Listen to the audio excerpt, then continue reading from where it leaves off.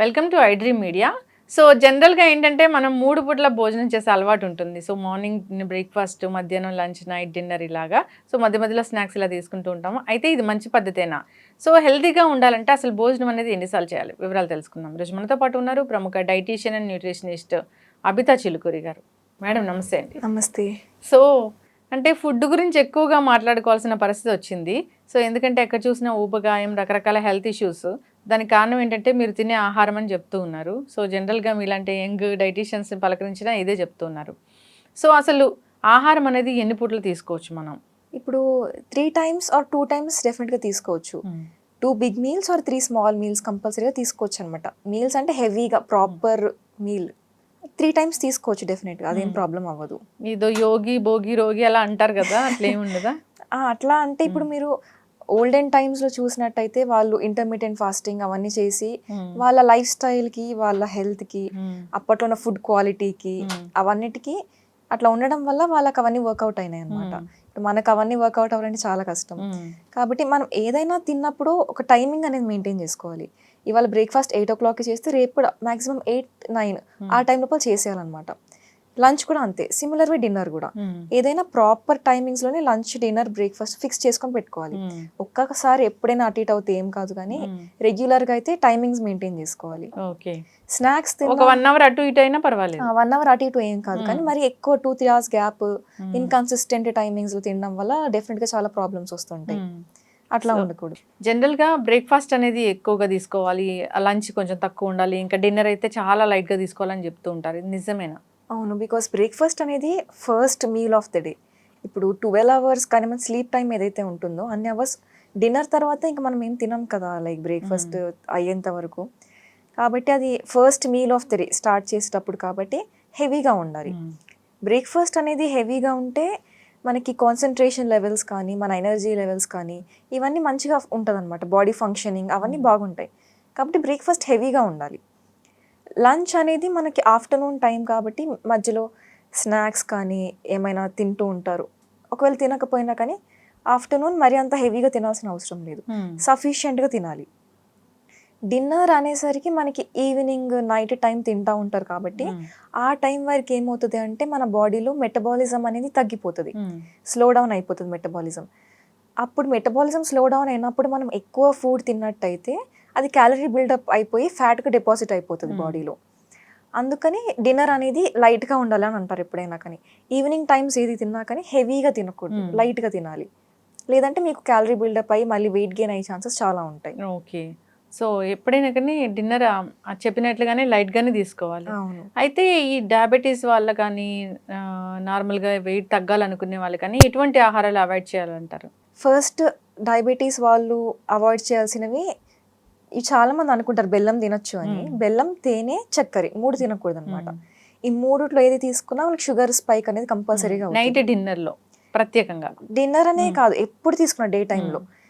డిన్నర్లో అంటే మీరు ఎక్కువ కార్బోహైడ్రేట్స్ అంటే ఇప్పుడు పొటాటోస్ తినేసి స్టార్చీ ఫుడ్ ఎక్కువ తింటే, పొటాటోస్ విత్ రైస్ ఇట్లాంటి స్టార్చీ ఫుడ్స్ ఎక్కువ కాంబినేషన్లో తింటే నైట్ టైం షుగర్ రైస్ అవ్వడానికి ఛాన్సెస్ ఉంటుంది. కాబట్టి ఇప్పుడు ఎవరైనా వెయిట్ లాస్ అవ్వాలి అని అనుకుంటే ఫస్ట్ అవాయిడ్ చేయాల్సిన ఫుడ్ ఏంటి అంటే, మీరు ప్రాసెస్డ్ ఫుడ్, ఇన్స్టెంట్ ఫుడ్, బయట చేసిన డీప్ ఫ్రైడ్ ఫాస్ట్ ఫుడ్ ఇవన్నీ ఉంటాయి కదా, స్ట్రీట్ ఫుడ్, ఇవన్నీ అవాయిడ్ చేసేయాలి ఫస్ట్.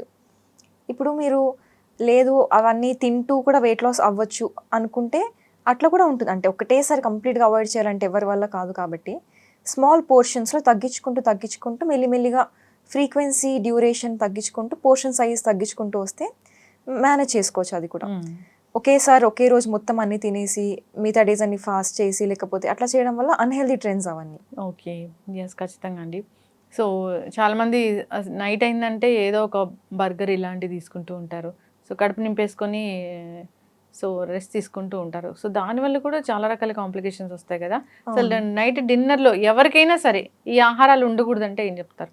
ఇప్పుడు డిన్నర్లో ఉండకూడదు అని ప్రత్యేకంగా ఏముండదు, కానీ మీరు డేలో ఎట్లా తినాలి అనేది ఉంటుంది. ఇప్పుడు కొంతమంది రైస్ తినాలి, రైస్ తినకూడదు, డయాబెటీస్ వాళ్ళు రైసే తినకూడదు, ఇట్లాంటివన్నీ ఉంటాయి. ఇప్పుడు అట్లా ఏమి ఉండదు అనమాట. ఎవరైనా కానీ రైస్ తినచ్చు, రైస్ తిని వెయిట్ లాస్ కూడా అవ్వచ్చు. మీరు రైస్ తిన్నా, చపాతీ తిన్నా వేరే ఏ మిల్లెట్ తిన్నా కానీ పోర్షన్ కంట్రోల్లో తినాలి. ఓకే. దాంతోపాటు ఇప్పుడు మీరు మార్నింగ్ బ్రేక్ఫాస్ట్లో ఒకవేళ రైస్ తిన్నట్టయితే డిన్నర్లో చపాతీ తినాలి. అయితే లంచ్లో మీరు రైస్ తిని డిన్నర్లో చపాతీ తినండి. లంచ్లో చపాతీ తిని డిన్నర్లో రైస్ తినండి. ఓకే. అట్లా ఏదైనా సీరియల్ ఎక్స్చేంజ్ అనేది మెయింటైన్ చేసుకోవాలన్నమాట. ఒకటే సీరియల్ మళ్ళీ మళ్ళీ డేలో రిపీట్ చేయకుండా ఒకసారి రైస్ తింటే వేరే టైంలో వేరే సీరియల్, ఒకసారి మీరు హోల్ గ్రెయిన్స్ లైక్ మిల్లెట్స్ ఏమైనా తీసుకుంటే ఇంకో టైంలో రైస్, అట్లా ఏమైనా కానీ మీరు కాంబినేషన్స్ లో తినాలన్నమాట. ఒకటి చపాతీసే 3 పూటలు తినడము, రైస్ 3 పూటలు తినడం అట్లా చేయకూడదు. ఎప్పుడైనా సీరియల్ ఎక్స్చేంజ్ మెయింటైన్ చేసుకోవాలి. అయితే కడుపు నిండుగా తీసుకోకూడదు అంటారు. అవును, ఎప్పుడైనా కానీ మరి అంత హెవీగా తింటే డైజెషన్ కూడా ప్రాబ్లం అవుతుంది కాబట్టి 70% ఆఫ్ ద స్టమక్ వరకు తినాలి. ఆ తర్వాత మీరు కొంచెం గ్యాప్ ఇచ్చి ఒక 30 minutes 1 hour అట్లా గ్యాప్ ఇచ్చి ఇంకో 30% వాటర్తో ఫిల్ చేసుకోవాలి. ఓకే, అట్లా ఉంటుంది. ఎందుకంటే హైడ్రేషన్ లెవెల్స్ కూడా ఇంపార్టెంట్ కాబట్టి అది కూడా చూసుకోవాల్సి వస్తుంది. అయితే మేడం, జనరల్గా డిన్నర్ తర్వాత మనకి మిల్క్ తాగే అలవాటు కానీ లేదా ఒక ఫ్రూట్ తీసుకునే అలవాటు కానీ ఉంటుంది. మ్యాక్సిమం అంటే బనానా కూడా తీసుకుంటూ ఉంటారు. అంటే ఇవి తీసుకోవచ్చా? డిన్నర్కి ఏదైనా ఇంకేదైనా తినాలనుకున్నప్పుడు ఎంత గ్యాప్ ఉండాలి? ఓకే, డిన్నర్ తర్వాత మీరు బెడ్ టైం అంటే పడుకునే 1-2 hours ముందు ఏమైనా తీసుకోవచ్చు. లైక్ మిల్క్ కానీ బటర్ మిల్క్ కానీ లేకపోతే ఫ్రూట్ ఏమైనా యాపిల్ బనానా ఏదైనా తీసుకోవచ్చు అనమాట. మీరు ఒకవేళ అంటే డేలో క్యాలరీస్ అనేవి చూసుకోవాలి. మీరు క్యాలరీ డెఫిసిట్లో ఉన్నారా, పాజిటివ్ క్యాలరీ బ్యాలెన్స్లో ఉన్నారా, నెగటివ్ క్యాలరీ బ్యాలెన్స్లో చూస్తున్నారా, ఎట్లా ఉంటున్నారా అనేది మీకు ఒక ఐడియా ఉంటే దాన్ని బట్టి మీరు హై క్యాలరీ ఫ్రూట్స్ తీసుకోవాలి అంటే బనానా కానీ ఇట్లాంటివి తీసుకోవచ్చు. లో క్యాలరీ ఫ్రూట్స్ అంటే యాపిల్ కానీ, యాపిల్ కూడా బాగానే ఉంటాయి, మీడియం క్యాలరీస్ ఉంటాయి. లో క్యాలరీ అంటే ఒక ఆరెంజ్ కానీ అట్లాంటివి ఏమైనా లైట్గా ఉన్న ఫ్రూట్స్ తీసుకోవచ్చు. ఓకే.